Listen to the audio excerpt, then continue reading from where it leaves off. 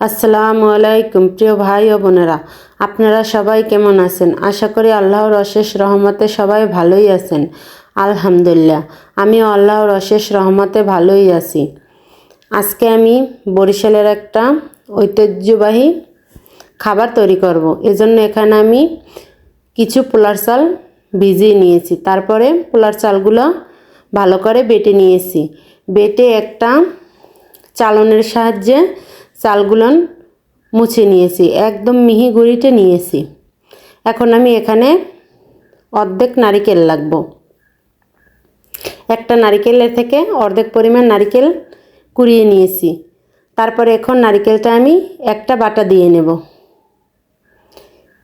ভালো করে একটা বাটা দিলেই হবে। তারপরে নারিকেলটা একটা বাটা দিয়ে নামিয়ে নিয়েছি। তারপর এখানে কিছুটা আদা বেটে নেব, শুধু আদা। আদা, নারিকেল, চাল সব কিছু বাটা হয়ে গিয়েছে। এখন দেখতে থাকুন আমি এটা দিয়ে কি তৈরি করি। তারপর এখানে আমি চালের গুঁড়ি নিয়েছি। ওই যে চালের গুঁড়িটা বেটে মুছে রেডি করে রেখেছিলাম। তারপরে নারকেল কোরানো বাটা দিয়ে দিলাম। তারপর দিয়ে দেব পরিমাণ মতন আদা বাটা। এই খাবারের নাম হয়েছে গিয়ে মলিদা। এটা রোজার ঈদে আগে বানাতো, যত যা কিছুই রান্না করুক এটা একটু বানাতোই। এটা খইমুড়ি দিয়ে খায়। এটা খেতে খুব মজা হয়। অবশ্যই বরিশালের মানুষ চিনবে। তারপর দিয়ে দিলাম পরিমাণ মতন চিনি। তারপর দিয়ে দিলাম স্বাদ মতন লবণ। যে সকল ভাই বোনরা আমার ভিডিওটি দেখেন এবং লাইক, সাবস্ক্রাইব, কমেন্ট করেন, তাদেরকে অন্তরের অন্তঃস্থল থেকে অসংখ্য অসংখ্য ধন্যবাদ ও দোয়া। অনেক ভাই বোনরা আছেন ভিডিওটি দেখেন কিন্তু একটা লাইক দিতে ভুলে যান। তাদেরকে বলছি প্লিজ একটা লাইক দিয়ে ভিডিওটি কন্টিনিউ করবেন।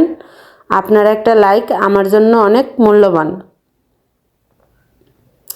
তারপরে আমি হাত দিয়ে ভালো করে মিশিয়ে নিয়ে এখানে আমি পরিমাণ মতো পানি দিয়ে হাত দিয়ে ভালো করে মিশিয়ে নেব। এটা সব কিছু পাটায় বেটে বানালেই খুব মজা হয় খেতে। কিন্তু আপনারা চাইলে ব্লেন্ডার করেও নিতে পারেন, কিন্তু পাটায় বাটার মতন স্বাদ পাবেন না। আর এটার ভিতরে পোলার চাল দিলে খুব সুন্দর ঘ্রাণ আসে, খেতেও ভালো লাগে। কিন্তু এটা চিড়ে দিয়েও বানানো যায়। চিড়ে ভিজিয়ে তারপর গিয়ে চিড়ে মথে নিয়ে এভাবে বানানো যায়। কিন্তু পোলার চালেরটাই বেস্ট। এই দেখুন, এটার ঘনত্ব এরকমের থাকবে। আমি আপনাদেরকে দেখিয়ে দিচ্ছি যে এটার ঘনত্ব কীরকমের থাকবে। আর আমার নতুন পুরাতন সকল বন্ধুদেরকে জানাই অসংখ্য অসংখ্য ধন্যবাদ। তারপর আপনারা চাইলে এটা এরকমের মগে নিয়েও খেতে পারবেন, আবার প্লেটে নিয়েও খেতে পারবেন। কিন্তু আমার কাছে ভালো লাগে এরকমের প্লেটে নিয়ে খই মুড়ি দিয়ে খেতে। কিন্তু এখানে তো খই নেই, এই জন্য শুধু মুড়ি দিয়েই খেয়ে নিব। কারা কারা এভাবে খেয়েছেন কমেন্টে জানিয়েন। আর আমার ভিডিওটি যদি আপনাদের কোনো অংশ ভালো লাগে তাহলে চাইলে আমার চ্যানেলটি সাবস্ক্রাইব করে রেখে দিতে পারেন। আমি কোনো ভিডিও ছাড়ার সঙ্গে সঙ্গে আপনাদের কাছে নোটিফিকেশন চলে যাবে। আপনারা আপনাদের সময় মতন দেখে নিতে পারবেন। খেতে খেতে বিদায় নিচ্ছি। আল্লাহ হাফেজ।